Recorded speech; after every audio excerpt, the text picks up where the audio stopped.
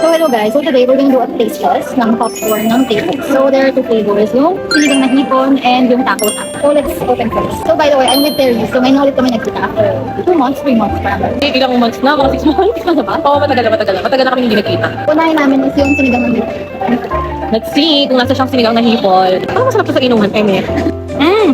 Ano lang? Masarap siya. Maasim, may kick talaga siya ng sourness. Pero hindi siya yung super sour Parang meron akong sour cake and then after that, you get the shrimp flavor. Yun. Aftertaste ng shrimp. Ito yung flavor na, sasabihin mo last one na, pero paubos mo na. Last one na sa inuman, pero mukuha ka pa. Next one naman, we have yung taco salad. Hindi siya usually yung makikita mong flavor sa mga chips. So excited ako. Kasi salad. Taco salad. Tsaka tingnan nyo. Ay, nahulog siya. Tingnan nyo, may chips and then may popcorn talaga siya. Okay. You know, may chips. Hindi ko natin. Hanggang. Ano popcorn din? May popcorn. Meron din palang popcorn itong sinigang na hipon.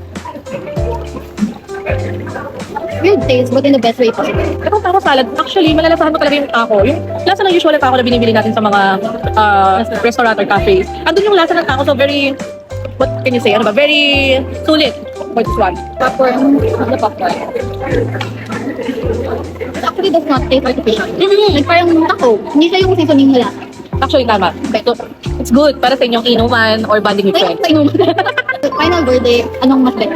Mas bet ko itong taco salad. Nalasahan ko talaga yung taco. So, super lovely. Actually, kabalik talaga ng sa'yo. Mas gusto ko. Sige lang It's na giving homey vibes. Oo. Like kahit ano siya, like kahit pika-pika siya, mapipil mo pa din na, uy, sinigang. Uy, sinigang yung chips, Yeah. di ba? Modern sinigang.